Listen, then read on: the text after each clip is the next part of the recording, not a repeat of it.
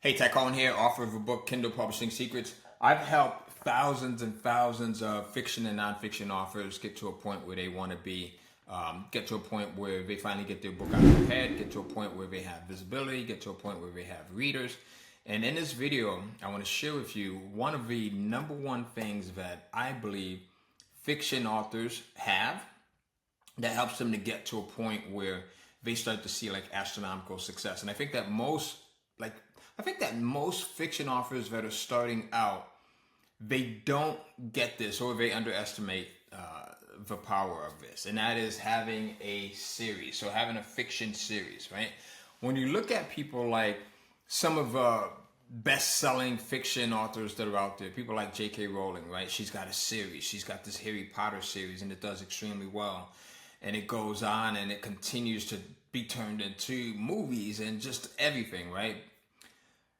There's a few elements that people like J.K. Rowling put in place that if you start to think about it differently, it will help you as an independent fiction author. So I'm going to cover a couple of those in this video. So the first thing is understanding like why they have these characters in their stories that just are memorable, right? So they're not only memorable, but they're also relatable. Right? So having characters that readers can actually connect with emotionally are what will keep people invested. Right? So just having a character that like you can kind of identify with and that you can kind of say, you know what? There's something in me that I see in this person right here. So when readers feel like they know your characters, they keep turning the pages and talking about them. So it's not just enough that they're reading your book, right? They're there, but you also want to build this following where they're so in love with your characters that they're going out and they're telling other people about them, right? They're telling their friends, they're telling their family members. Maybe they're telling other people that are readers of the types of books that you read, right? So now you're probably wondering, well, hey, Ty, how do I do this? Well, here's how you can do it. The first thing is you want to create characters with both strengths and weaknesses, all right? So I'm going to put the S for strengths and the W for weaknesses. So the biggest issue that I see with a lot of indie authors is their characters are just strong. Strong. There's no vulnerability. But readers want to have people that are just real life characters, right? So strengths and weaknesses. If you go in and you incorporate that, you'll start to see how they become much more relatable. So just like real people, right? So think about like what your characters care about. Think about what challenges they face. What makes them unique, right? Make sure that they grow and change as the story moves forward, right? That'll be big for you. So the more relatable your characters are, the more readers will care about them. So the first thing is making sure that you have relatable and memorable characters, all right? So relatable and memorable. Now, the second thing is having like this immersive world building, right? You've got this world that is really immersive. Like when readers feel like they're stepping into like this rich, detailed environment, it draws them in. They'll want to explore more. They'll want to talk about it. They'll want to keep reading, right? So very similar to number one, where you have these relatable characters, right? But also having this immersive world where people can go in and they can feel like they're part of this thing, no matter how far out it might be. You think of Star Wars, right? We don't live in a world where there's that type of environment, right? But it is still something where we think about it and we're like, oh my God, it would be really cool to be able to live this way, right? So here's how you can do this in your own writing, your own fiction, right? You start by focusing on a few key details that make your world unique, right? Like, is there a special rule about how the world works? Is there a history that affects the present? Add those details into your story, little by little, so that your world feels alive without ever overwhelming the reader, right? There's a way that you can do that. So as your series grows, so can your world. So can the world in that series, all right? So that's number two. I'm going to give you 7 of these. So number 2, build an immersive world, right? Number 3, strong emotional connections. So emotions, right? So we talked about emotions briefly earlier, but emotions, if I can spell right, are why we all buy something. They're why we all tune into things. They're all why we feel like we are connected, right? So having a strong emotional connection. So readers remember stories that kind of make them feel something. And you can apply this in your everyday life. You're telling a story, right? People will remember something that has this emotional connection to it that they can relate back to. So whether it's like happiness or fear or sadness, these emotional moments are what get people talking about your book. And that's what you want. Again, it's how do I make someone feel so good about this thing that they can't stop thinking about it?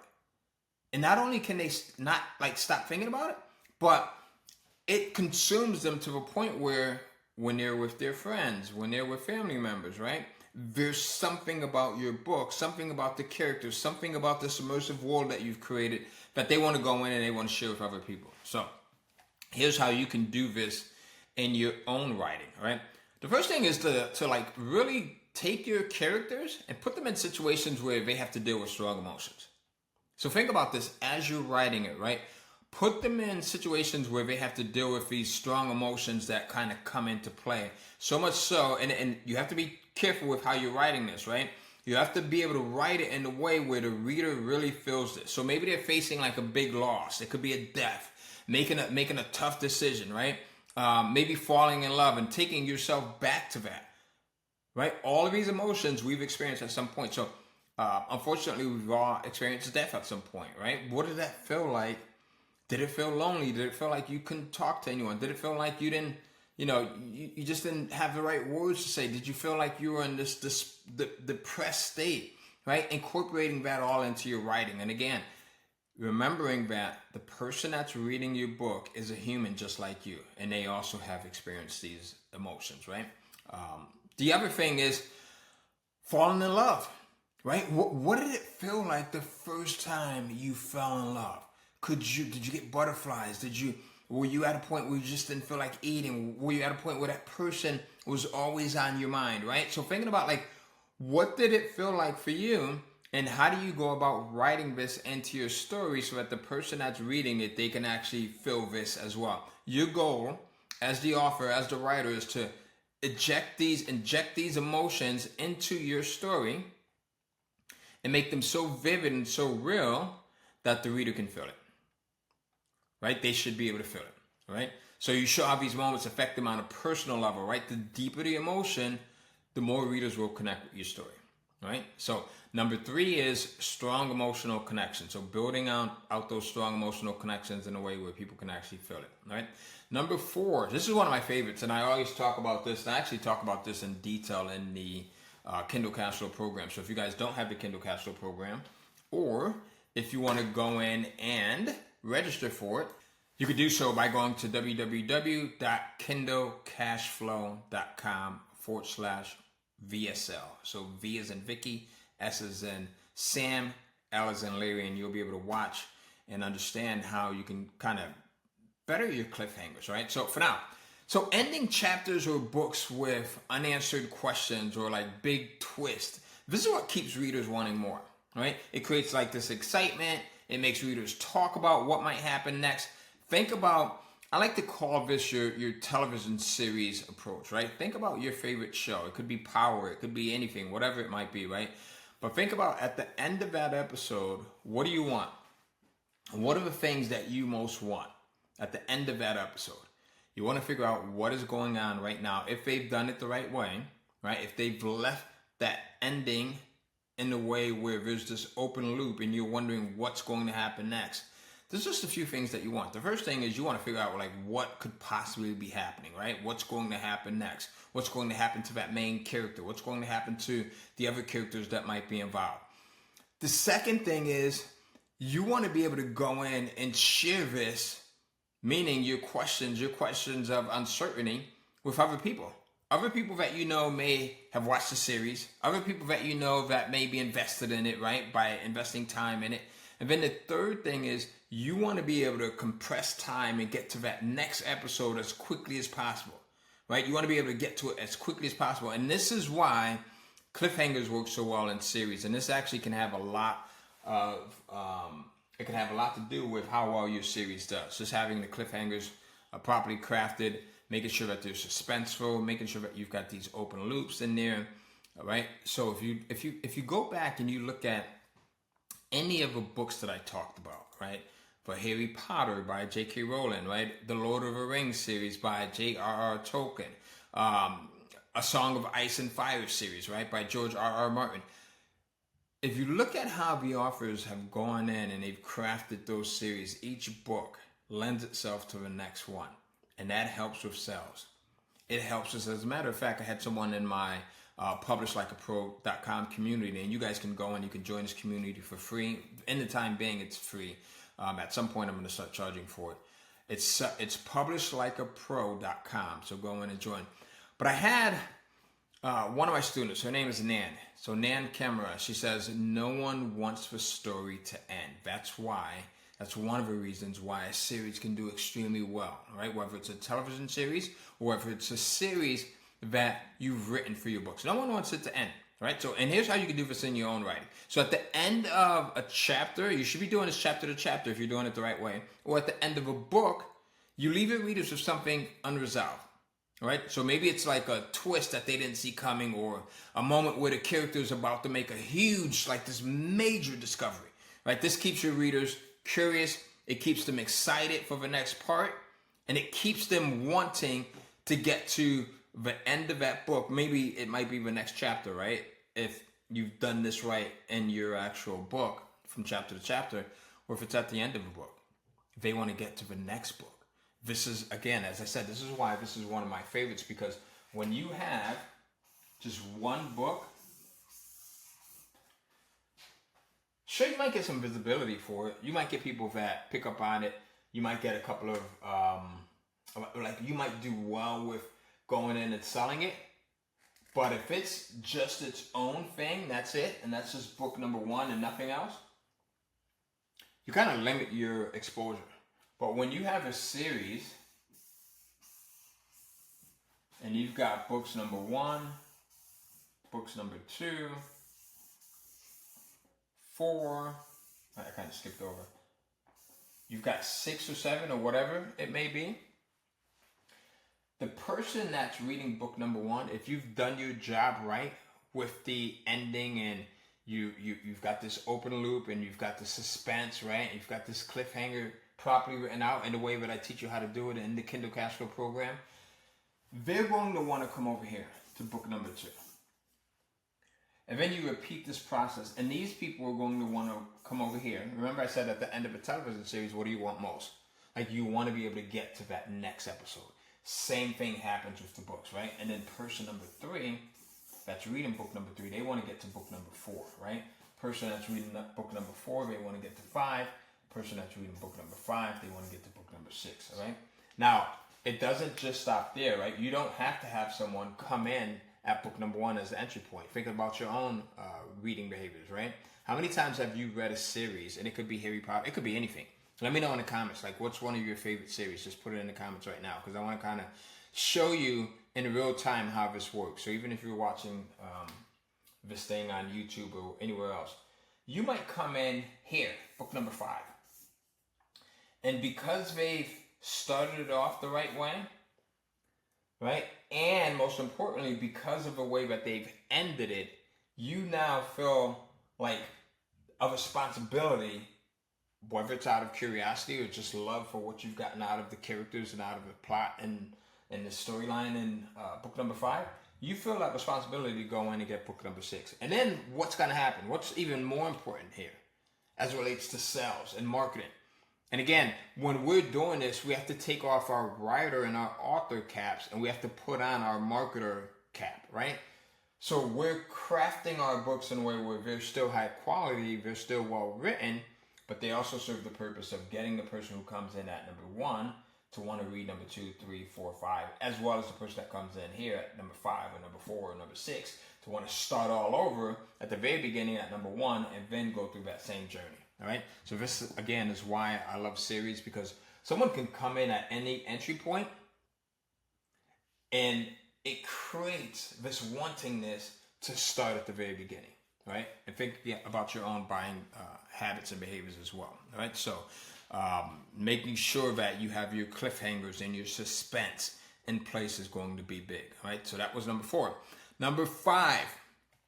And this is one that I'm curious if you've ever thought about this, right? Because it's a little bit different. It's having this universal fame and conflict, right? So having universal fames and conflict. So the reason why this works is because fames, right, like friendships, like survival and standing up to injustice are easy for readers to relate to.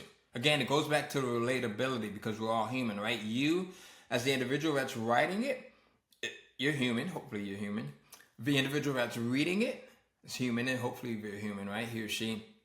And then your characters, even if your characters are werewolves or vampires and they're not fully human or they have no human elements at all, they should have these human like characteristics when it comes to the emotions, when it comes to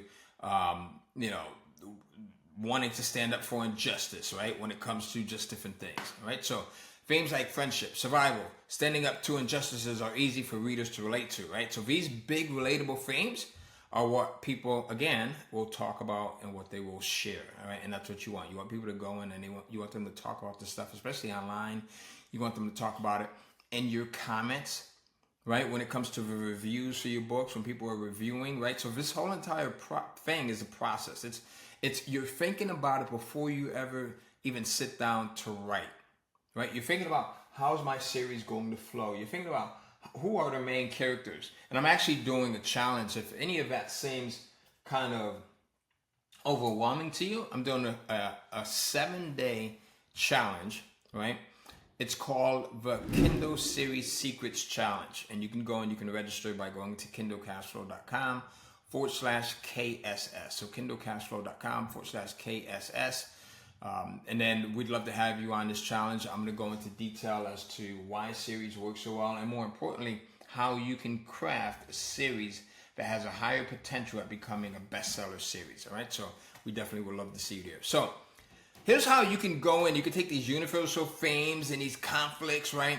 Things like, again, survival, friendship, standing up for injustices. Here's how you can take this and you can incorporate it into your own writing, right? So the first is choose a theme that resonates with more people than not. So choose something that resonates with more people than not. Like, think about what's been some of the big subject lines or headlines in the news this year, right? What have been some things that have been huge over the last decade, right? And if you're not old enough to kind of remember that stuff, what have been some of the things that have just happened within the last month or the last 6 months or so, right? And for those of us that are older, what have been some of the things that have taken place and that have had major impact on society over the last century or so, right? So think about that, like fighting, like war, like fighting for what's right? Overcoming fear or the power of love. Love is a big one, as I talked about earlier, right? Make sure that this theme is present throughout your story. So you want to have that consistency, right? So commitment and consistency. And so whenever you think about what theme you're going to go in and work in, because you want to make sure that there's that consistency throughout the entire story, because people need that consistency, right? So making sure that it's present throughout your story. The other thing is, even though the theme might be familiar, right? And it may be something that we can all relate to, add your own twist to make it fresh and engaging. So let's say if you use the theme of, I don't know, war, right? And you're using like World War II, which was a real actual event that took place. It doesn't have to just stick to like how that event played out. Like, you're a creator, you're someone that's creative, right?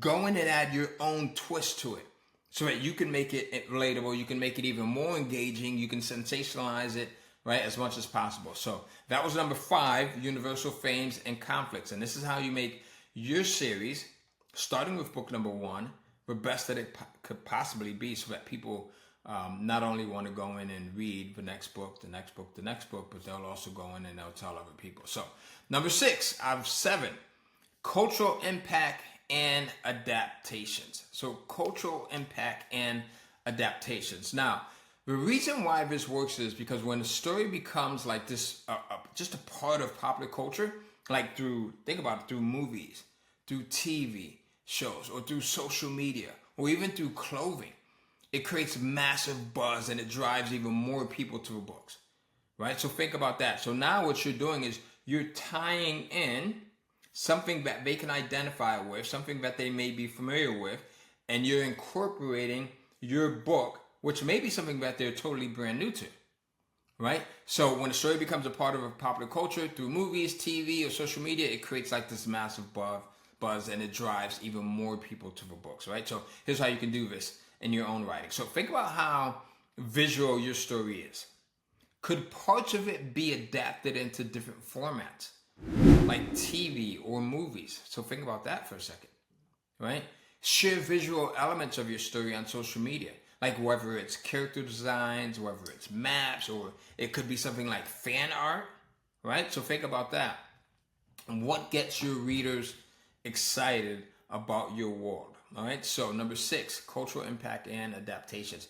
Number 7, this is a big one as well, and this works out for a lot of people. And again, going back to Harry Potter, right, with J.K. Rowling, you'll see where she's a master at doing this, right? And I want to think, I was going to say, I don't know if it was purposely done or if it just so happens to be, and I'd love to get your feedback in the comments, but she's created like this massive fan community and fandom.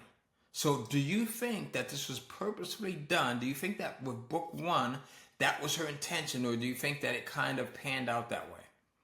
Right? So either way, right, here's how it works. You have a strong fan community that can become your biggest promoters. Again, it goes back to people loving your content so much. They go in, they start talking about it, and they're talking about it to other people, right? That now you create this curiosity. They are creating the curiosity for you. It's like, look, if you went to an amazing steakhouse and you just told someone else about it, well, let's back up for a second. Let's say there's an incredible steakhouse out there, and you saw a television commercial for the steakhouse. And the television commercial is obviously produced by the steakhouse, right? They go in and they commission someone to create this commercial. But in it, the owner is talking about how incredible the steaks are, why you need to come to the steakhouse and everything else, right? You see the commercial.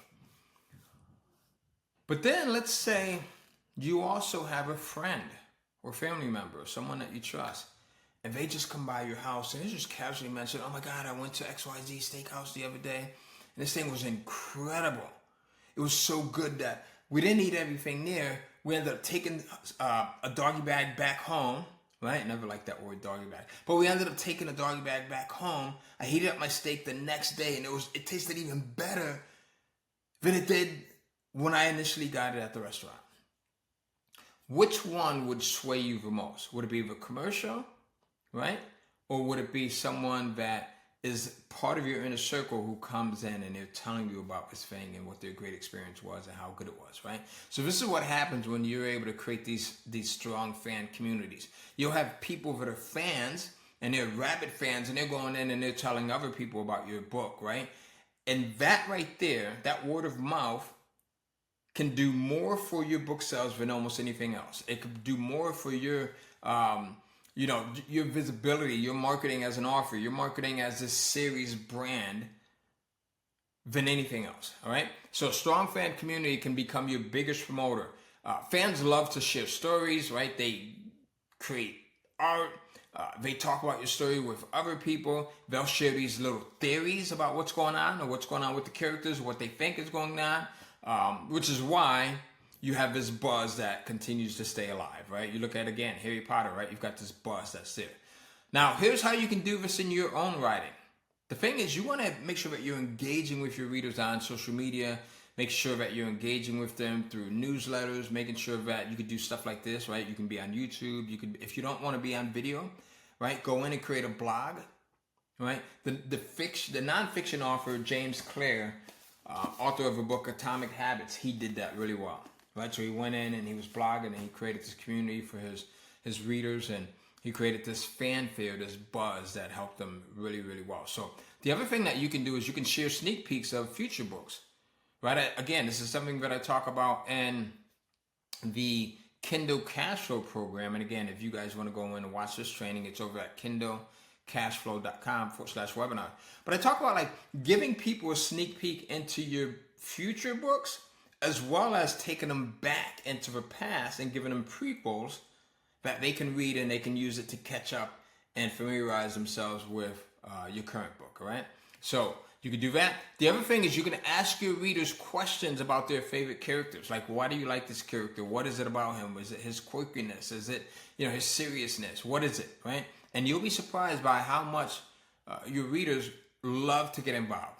They love to get involved. You could do this whether it's on a forum, you could do this whether it's in your blog, you tell people to comment in your blog post, right? You could do this if you're shooting a video like this and you tell people to go in and comment, right? So when you make your readers feel like they're part of your journey, they'll feel inclined to help you spread the word. So there you go. 7 ways that you can actually go in and incorporate some of the same things that other best-selling fiction series authors are using in their books. And try these things out. Let me know which of the 7 was your best, all right, your favorite, and which one are you going to go in and try out first? Is it number 1, where you go in and you're just creating these relatable and memorable characters, right?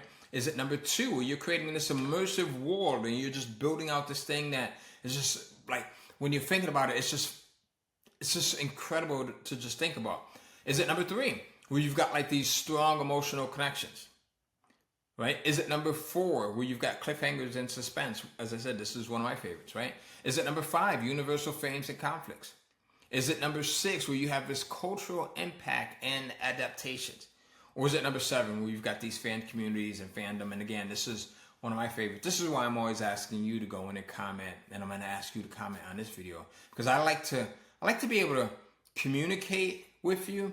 I like to be able to get feedback from you. I like to know where you're standing, and I like to know how I can help you more. So if you got value out of this, please go in and like it, comment, share it, subscribe if you're watching this on a platform that you can subscribe to. And I will see you in the next video. And please be sure to go in and search for my nonfiction version of this video. All right, so you'll be able to go in and see how, even for nonfiction authors, you can create a series that can do really well. And there's a ton of nonfiction authors that are out there that have series that are just busting through, right? So we'll see. I'll see you in that video.